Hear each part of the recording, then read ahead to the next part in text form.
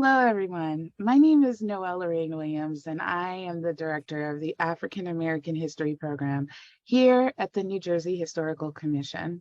I am excited today to moderate a conversation between these two panelists, Dr. Christopher Matthews and Dr. Marc Lorenc, on why you should consider doing a community archaeology project.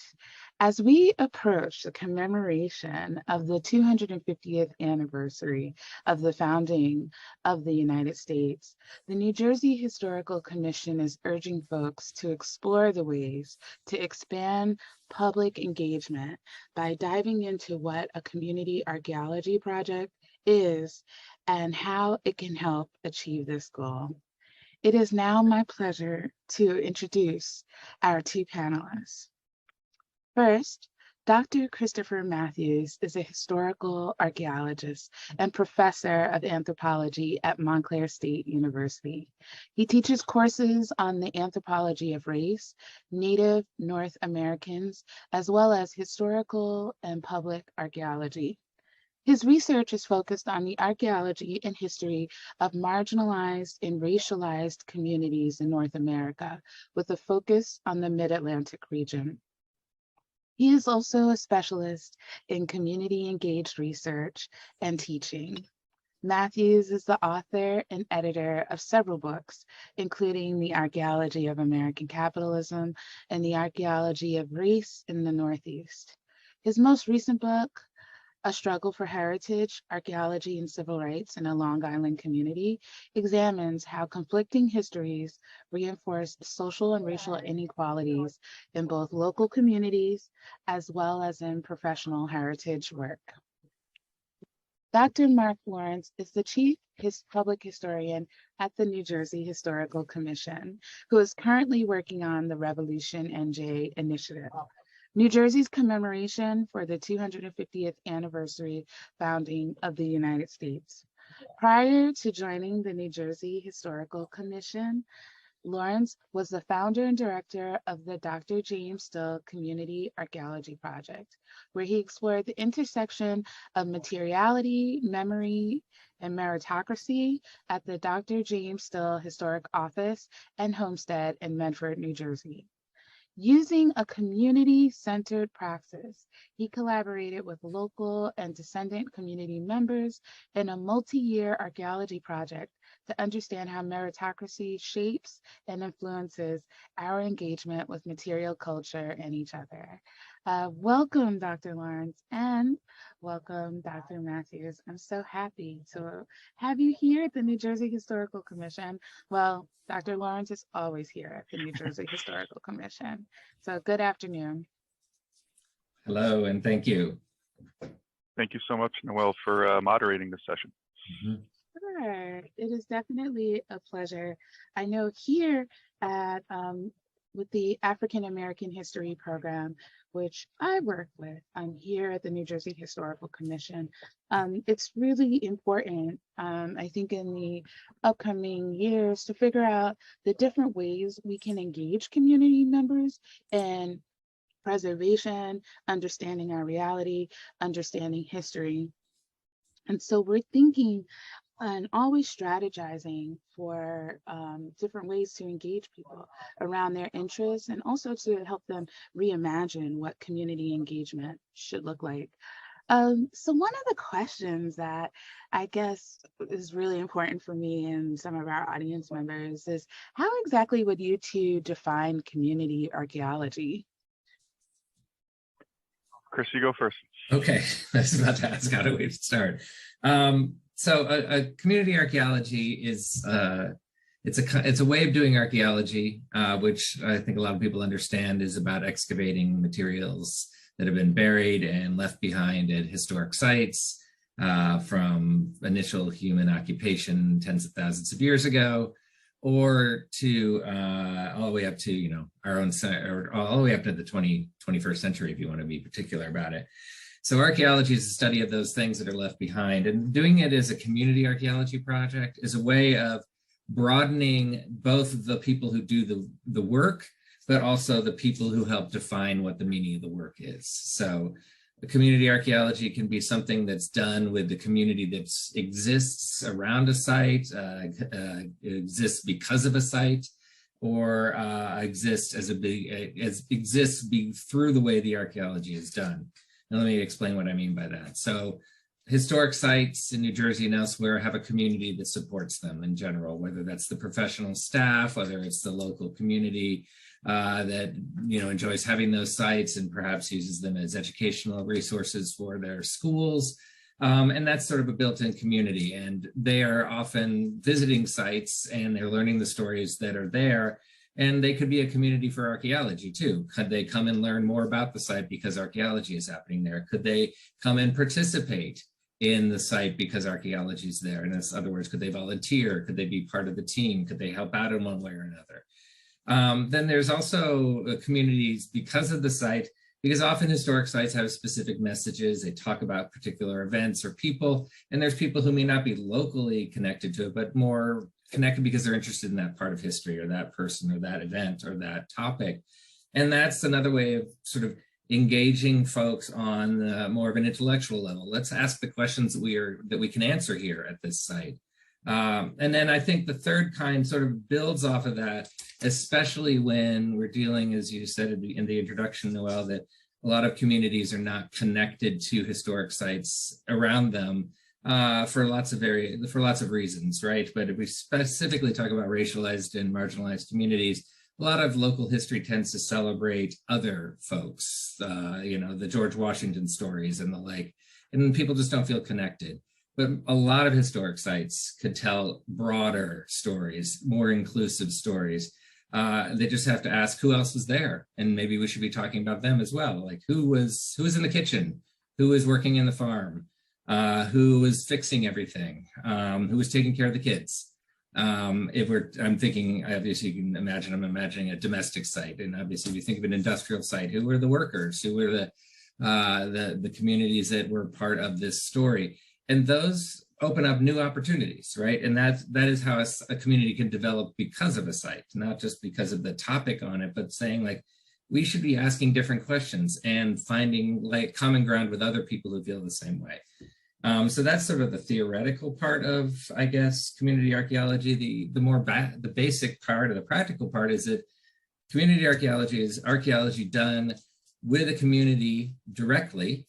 Either they contribute because they have ideas they want to share, they contribute because they want to know what's going on, or they contribute because they want to get their hands dirty and help out. And nobody should be excluded from those opportunities if a site can manage it.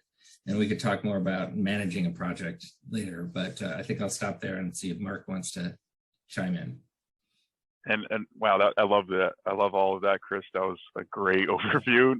Not much that I could add to it really, except really kind of focusing in on how there is this idea of communities with an IES at the end.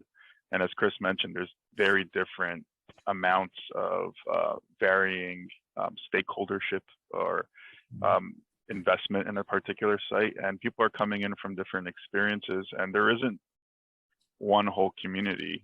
That community only happens in relationship to the project potentially, right? If you're talking about a community archaeology project, at the work that I was doing at the Still site, we created our own, like a different type of community, which was the project itself.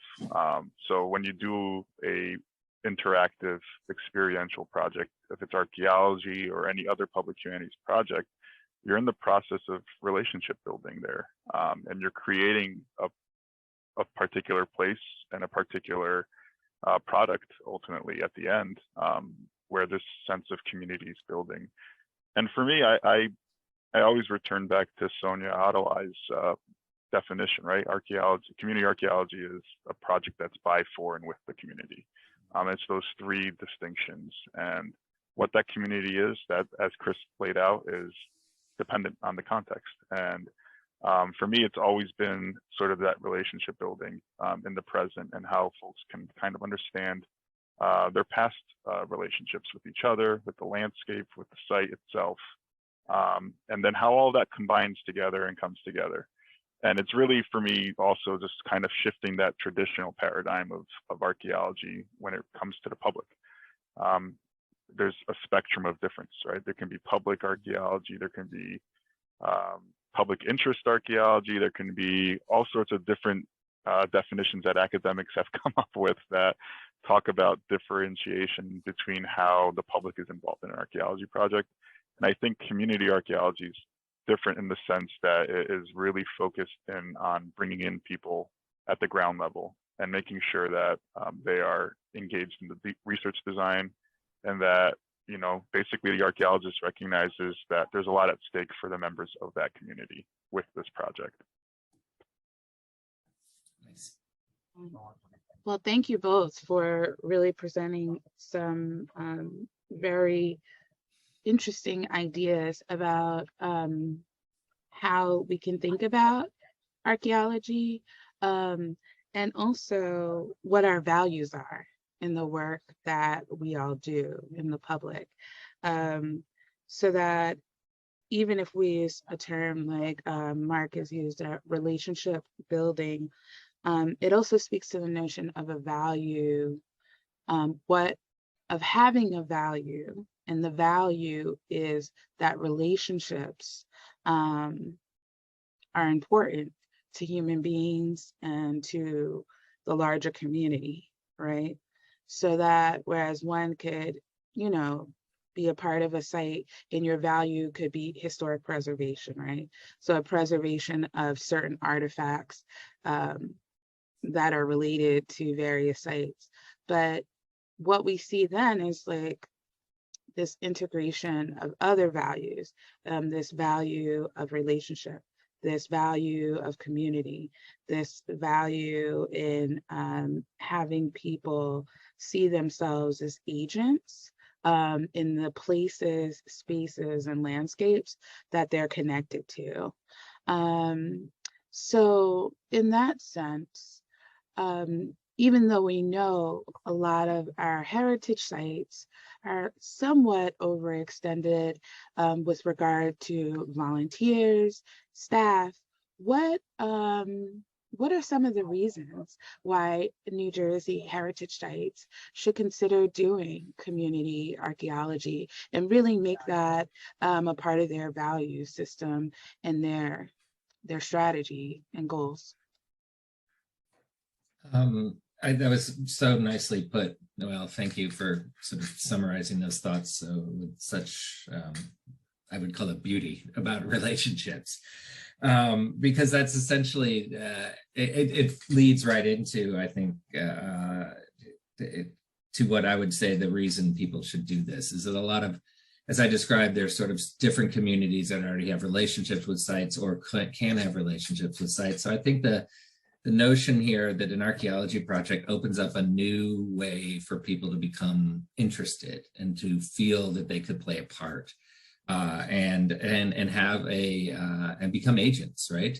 They can, in a very specific way, you can help out, you can help screen for artifacts, you can help dig, you can help move equipment around, you can do all sorts of things that just physically being there. But also I think at another level, you can help think through what's there.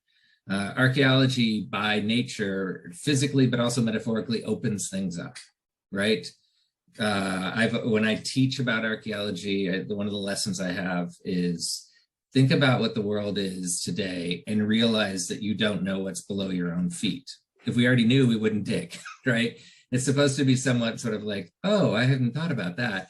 But every time you dig, you find something you didn't know was there. And that means you have to think to yourself more abstractly. What does it mean that I don't know things about what I thought I knew? And how am I supposed to respond to that? And I think a lot of people take that as a really interesting entree into like, what is it that you get out of doing archaeology at a site? It gives you a chance to understand your site more.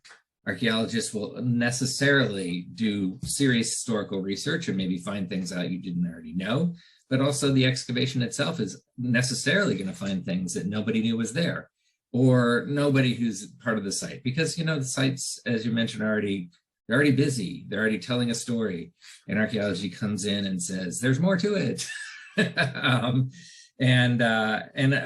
hopefully there's more to it that's interesting that we can build on. And I think that what I often call that with my students and others I talk to is the notion of second sight, getting to look at something again. What was it the first, what did you think it was? And you kind of treat it as that's it, that's a finished story. And it is, but it reminds us that history is never done being written, that the past is never fully known, and that we can learn more by looking deeper, and we just necessarily open things up. And that's a great thing, I think, for any site. Sites are always looking for something new, right? But I think also most people who are working at sites want something more meaningful. They want something that kind of feels that we're even more grounded in what we do. And this is more of the story we can tell. And then you add to that the way of maybe introducing a more inclusive story, because maybe some of the things you didn't know was because there is not a lot of historical records about some of the people who were there. A really excellent example is a lot of historic sites that have been preserved are associated with slavery and the dispossession of Native Americans, with immigrant labor, with post-emancipation African American labor, and then just by nature of how the historical records put together, we don't know a lot about those people. But archaeology asks you to say they were here, and we might be finding the things that they put in the ground, and that's a way of bringing something new to a site that we don't know much about. And that's only in a site where we don't know much about it because we're focused on another story, focused on the well-documented homeowner or businessman or something like that. And this just opens up, it's an opportunity, I think, along those lines. So I'm sure Marc has more to add on that. Oh, no, I love that you dove into the sort of what is it that archaeology is metaphorically and in practice, and what does that relate to in the way of which knowledge is created and understood. I love always talking about it as if it's, when we excavate that ground that you're talking about, Chris, that's below us, we're really looking at the social subconscious, things that we've allowed to rest and get buried and forgotten about, or potentially purposely, put under the ground and not talked about. And when these things come back up, they rupture to the surface, and everything that we do is based in the present. So we have to reflect on it, on what's coming up, and that sort of sense of creating knowledge in the moment and in the present, trying to understand how the past is influencing us repeatedly, is powerful. And I think that sense of exploration and discovery is really what makes people excited, right? I've known watching people dig and something popping up, and then they get super excited about the artifacts. It's more than just the objects. It's really that sense of like, oh, what is this? Like, how do I engage with it? I think it's that particular moment that you can't replicate in a lot of ways. I mean, you can do it in the archive, right? You find a primary source that gets you excited, makes you think about something differently. But you're kind of going into the archive knowing that you're probably going to find some sort of information that is going to be, relevant to what you're trying to search. You don't know necessarily what's going to be under the ground, and what time period or what relationships with the past and the present that's going to be there.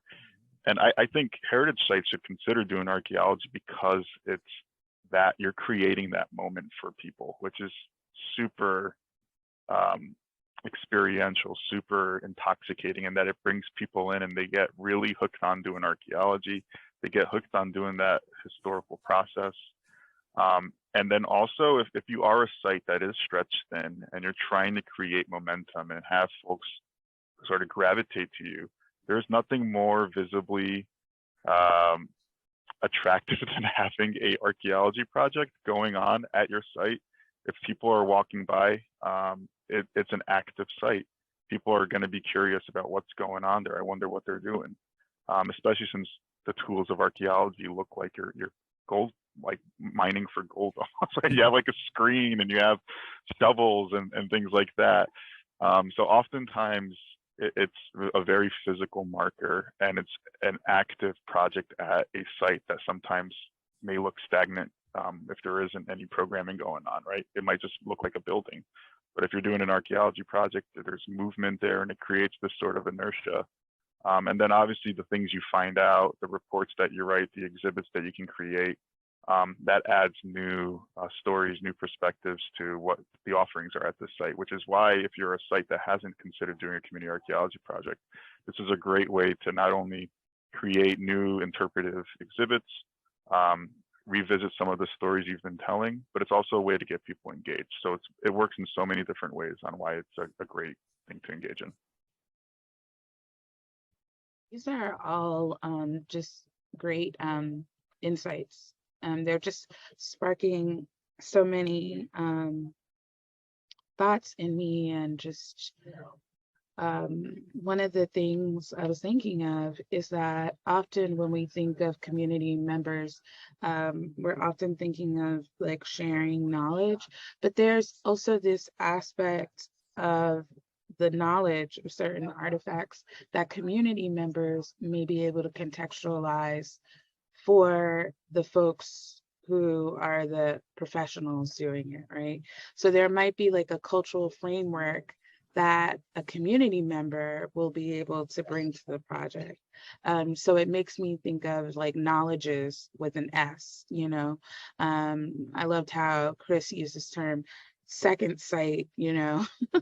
It made me, you know, I don't want to be too esoteric, but this whole concept of like, so he was talking of second sight, so of seeing an object and then seeing it again, understanding, looking at it, potentially reappraising it, or just actually bringing knowledge or understanding to it that might have developed in that time span. I also thought of like second sight as in SITE, right? So another configuration or understanding of what a landscape or a place might be, how it might be understood, right? That's one thing we've been discussing a lot, right? As a nation, is that how, you know, where potential investors can look at a piece of land as a place for making more money, and then other groups can be like, no, this is our like spiritual homelands, you know?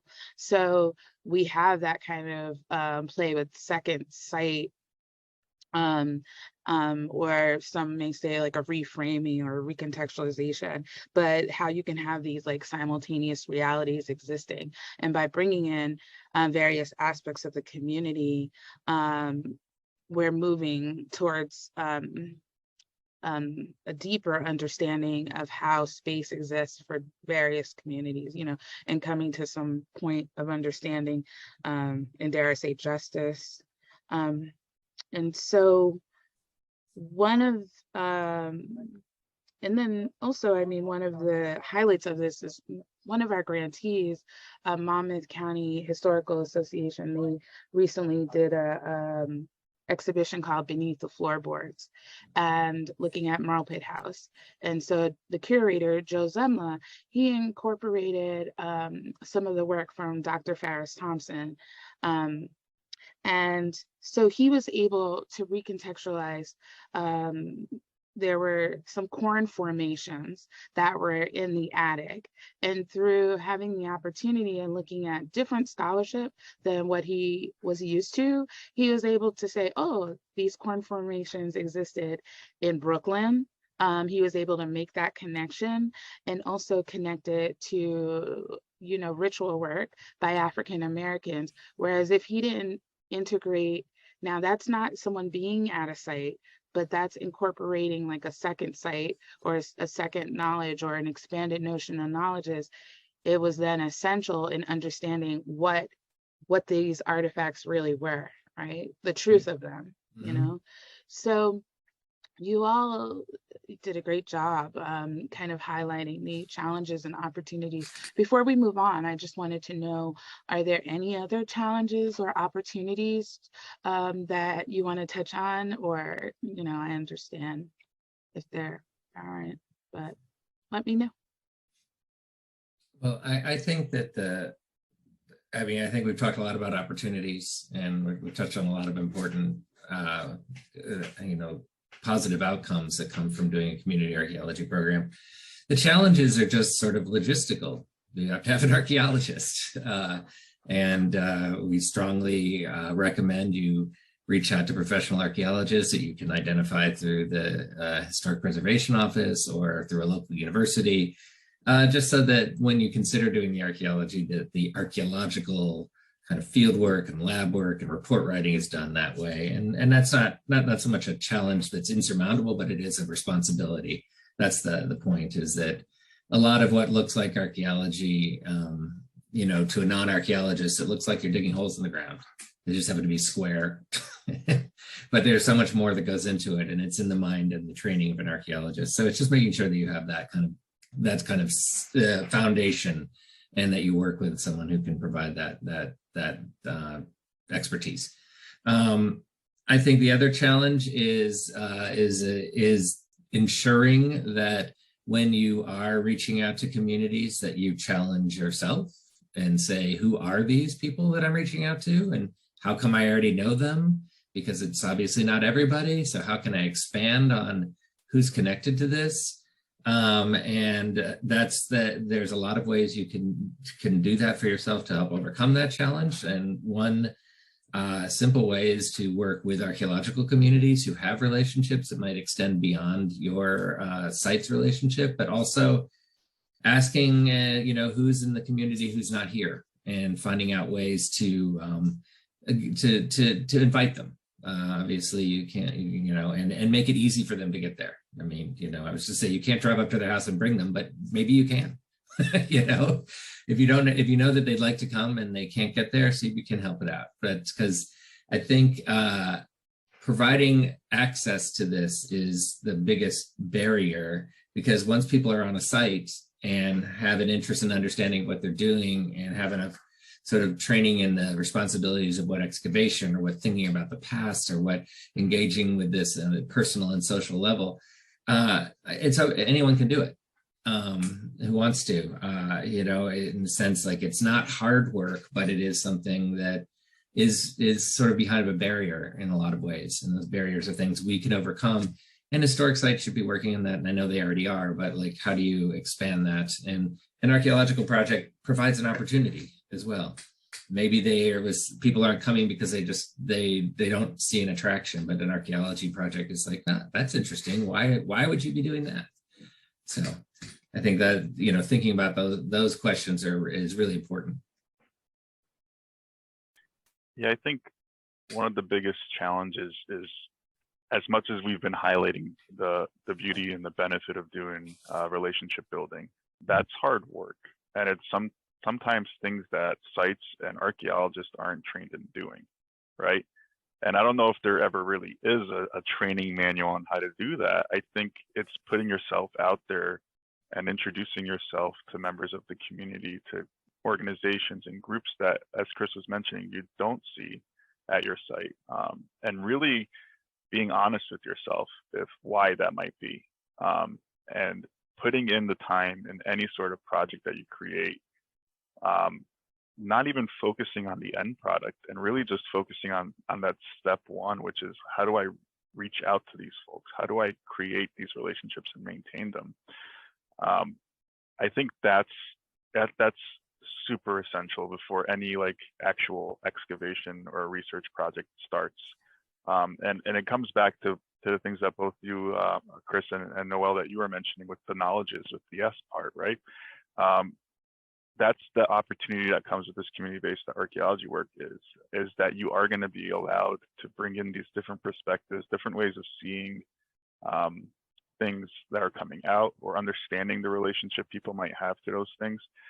But that means you, as an archaeologist, need to create that space in your project design for that to happen. And that means letting go of traditional power dynamics, ways in which projects have been traditionally ran in such a hierarchical fashion. That means sort of leveling it out, so that people can feel comfortable and that they do feel included in that process. And we can talk about it. I know the next question that's coming up, I can talk a little bit more on how you can do that process of leveling out and having something be a little bit more horizontal. But I think that's the key part, is really recognizing that there's already a lot of project management that goes into an archaeological project, that even if you don't have the word community in there, there's so much that has to be done in order for a project to be run in a scientific manner that captures the on-the-ground experience and the data there. and then you add in the human relationship parts on top of that, that requires you to put as much effort into that relationship part of the project as you would in doing the preparation for the scientific part. Yeah, one of the things that I was thinking of while you both were speaking was I started doing student organizing when I was like in my teens, my mid-teens, and then I progressed to being a community organizer, cultural community organizer. But it wasn't until my late 20s that I understood that there were even different cultural and cultural understandings of how to interact with the outside, right? Particularly in urban areas. You know, I had been raised to do community work and to be outside and to go to community programs, but not until my late 20s did I realize that there were lots of folks who were raised to spend as little time as they could outside, that the outside was not a safe space, and that one should be hesitant in going to public programs, things like that. And so what Marc highlighted, right, as far as like having the different skills of engaging and bringing in folks is not something that everyone is equipped with, you know. I know people who actually do have those skills, and it's still a challenge for them, right? So I would be curious to know, like, what would you consider to be some of the best practices that show how community archaeology can work and create a positive impact for folks in the surrounding communities? Marc's going to talk about the Still Site project, so I'm going to just be brief here. Talk a little bit about a project that I was involved in Long Island, in a place called Setauket. And the reason that was successful is I was really fortunate that there was a descendant Native and African American community organization representing themselves and their ancestors as they were trying to have their historic presence documented, recognized, and understood. And one of the key features of that is that they were up against a established historic society who, as I phrase it, they controlled the past. They said, this is what history is. And in this community, the organization was like, that's fine, but we want to tell our own story. We don't want to be part of your story. And that conversation continues now over a decade later because of sort of a lack of understanding of what the Black and Indian community want, and not being understood by the essentially white organization, the predominantly white organization that controls the past in that town. So I was, the best practice there from someone from the outside was to understand that situation and to understand that telling the history of a place is not any one group or person's, claim or responsibility. That it needs to tell the history of the place to be told from as many different perspectives as we can have. And that you need to go in and say, how can my resource, which is my expertise, my training, and if you're a professor like I am, my students, and how I teach them about how to think about this, or if you're working in the private firm, how does the resources we bring here, how can we serve to mediate and advance a voice mediate a conversation, but and advance a voice which is not being heard. And archaeology has a lot of power to do that, because it goes back to what we were saying about before. People are like, archaeology, why are you here? What are you asking? What are you looking for? And a lot of people take a lot of interest in that, but you take that moment to say, we're not only here because there's an archaeological record, we're here because we're trying to amplify voices that people in your community are intentionally and not suppressing, and because they want to be the history tellers. And this community is saying, we don't want our history told by you, we want to tell it ourselves. And so it was the related best practice there is when you work with a community, they're the lead. It's not your project. Their interests, their goals become yours. You're supposed to be, you should be someone who can facilitate that. Whether you're the archaeologist, whether you run a historic site, you need to, as Marc said before, kind of give up some of the control. You have your expertise and they count on that expertise, but they don't want that expertise to spread to areas that their expertise, their knowledge, their experience should be the driving force.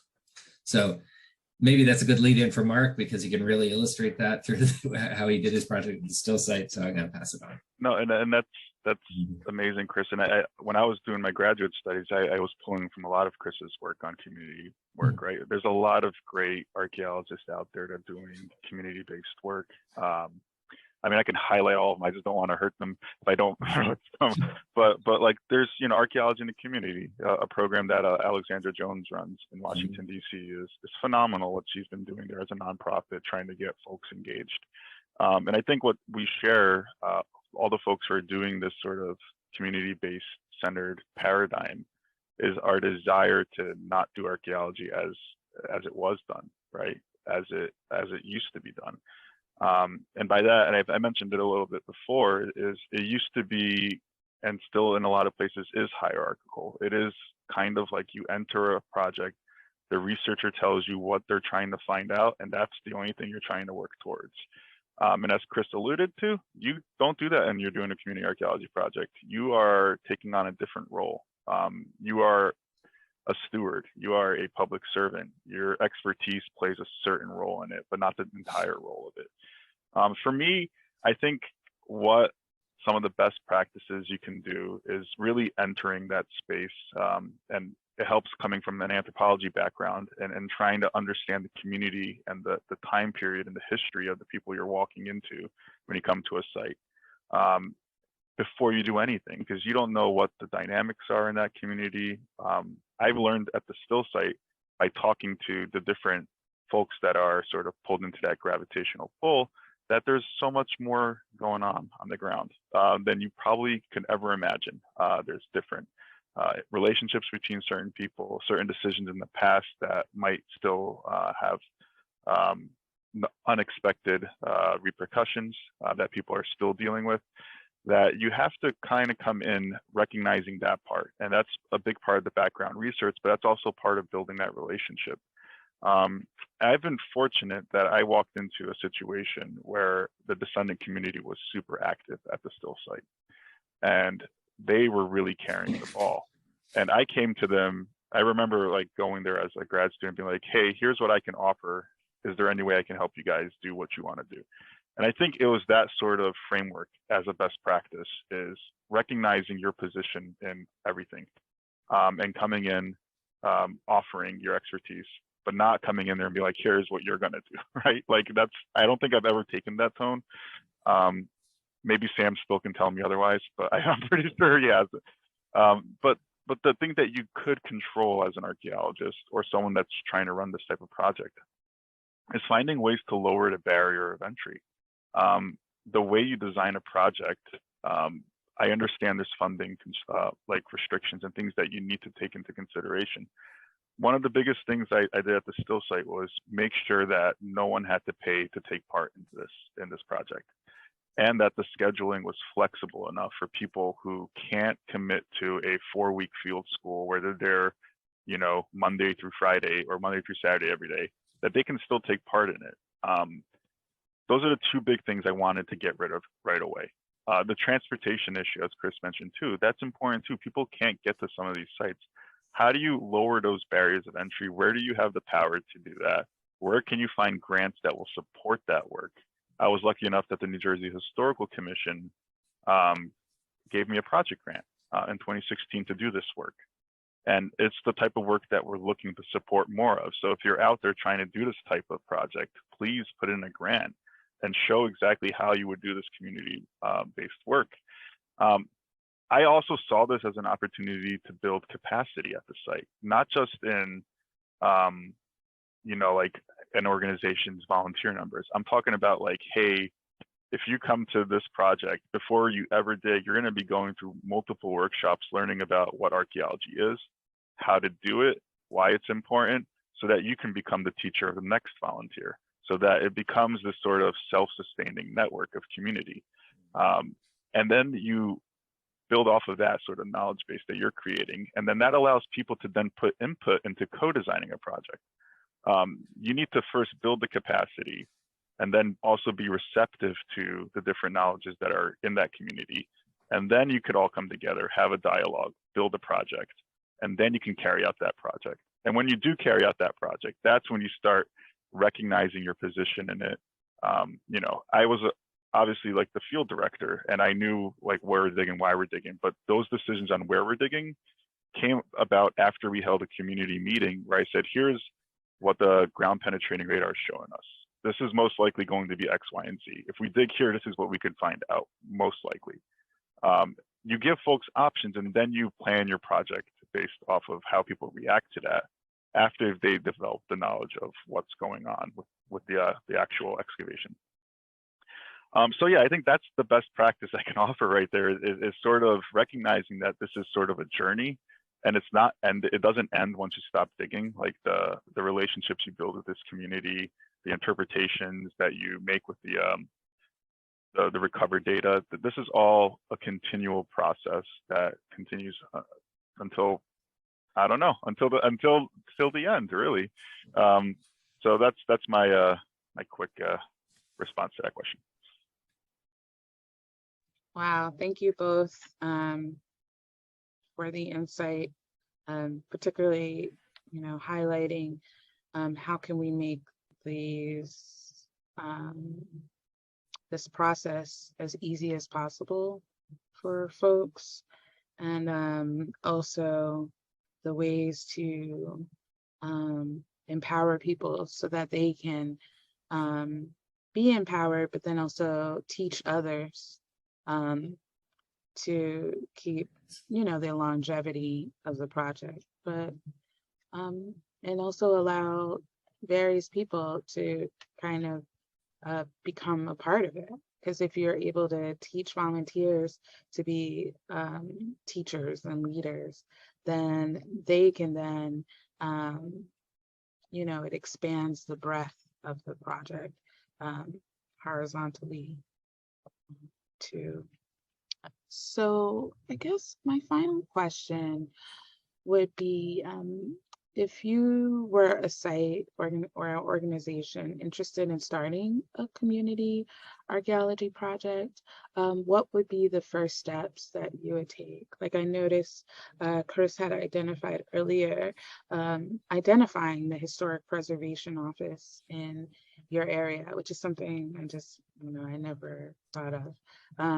So what are some of the things that you both would say would be the first steps beyond what you've outlined so far?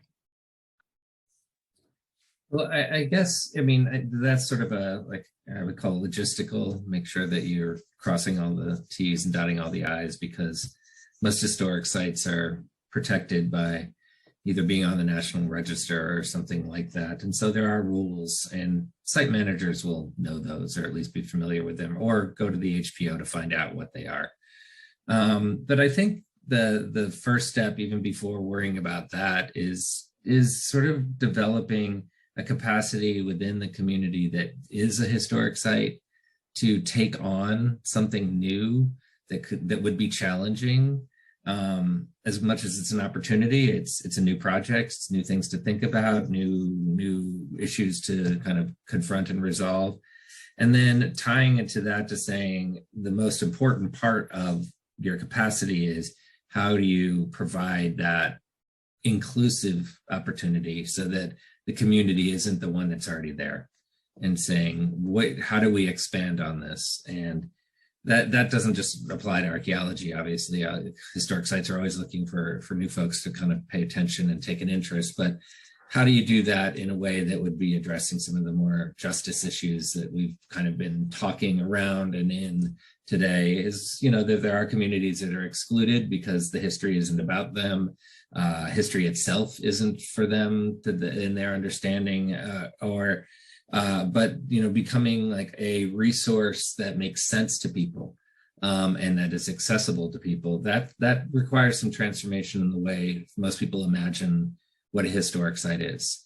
They are kind of prepackaged in a lot of people's minds, and we have to undo that, and undo that in collaboration with people who will show us how to make it meaningful to different kinds of communities, different perspectives.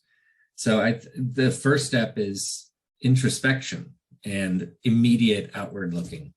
And then you ask, like, is there anything an archaeology can do here? Is there anything an archaeologist could do? And then you start doing some of the other pieces of it. But I think a community archaeology program, if you were to work with people like Marc and I, we would want that kind of standpoint, that kind of perspective to be in place. We want to come in and work with people who are like, we're trying to be expansive. We're trying to open up. And so we would want you to kind of be open to that framework. And Marc and I, of course, would be happy, I'm sure Noelle as well, to show you how to do that. If a community is like, I'd love to, but I don't know what that means. I think it really means like looking at the details of the place and saying, what can we do? But at the same time, I think a lot of people just need to think, how do we make ourselves do what we're doing, but make it more appealing and more attractive and more accessible to others? Yeah, and there's so many good points Chris has already mentioned about things you should consider when you're making a project. And I think there's the nuts and bolts of it, right? That you have to make sure, like Chris was saying, dotting your I's and crossing your T's.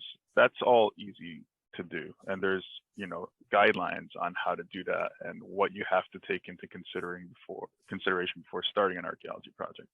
And the Historic Preservation Office is equipped with telling you exactly what needs to be done first before any excavation happens. It's that other part that we've been talking about all session here, is that it's really looking at it not as much as a product but as a process, and kind of shifting that mindset away from, oh, the program itself is the product that we're trying to create with the artifacts and the exhibits and the interpretive stories. It's taking away a step back and being like, wait a minute, it's more about how we get there. That's what we should be really focusing on. And that requires every step that Chris mentioned with the introspection and building those relationships and really shifting the paradigm of what it is that you're doing as a historic site, what it is that you want to be doing, and how would you envision the ideal situation on the ground with your relationship to the community. In a lot of ways, it's a tool, right? It's not the end all, right? Like it's a thing that you could do in order to create a larger or achieve a larger goal that you might have as an organization. And we're going to be developing workshops around placemaking at the Historical Commission, and archaeology is a great way to do that sort of placemaking at the site itself. And we do, and I'm pulling from Whitney Battle Baptiste, my old advisor, who's pulling from Bell Hooks, right? The differences between space and place. It's really important to really hone in on that idea of place and what that means for people. And I think that's going to be key when you're trying to create a project. And that should be really the first step, is kind of doing that reflection on this process that you're going to be engaging in. I would just add just a little bit more about process and recognizing that historic sites could be modeled as community centers, right? Where you don't go to a community center to find something static. You're going there because things are happening, whether it's a basketball game or a educational opportunity or something like that. Historic sites could be much more fluid in what's happening, and they don't need, you just say like, let's have things happening. And so I know some sites have started developing community gardens on their property because it's not, they try and make it historic in a sense, like, these are the kinds of native plants and something like that. But it's more like, now there's people here and there's things here. And I love the garden because things are growing. So obviously it's changing constantly. And if they have chickens or something, there's like a different atmosphere.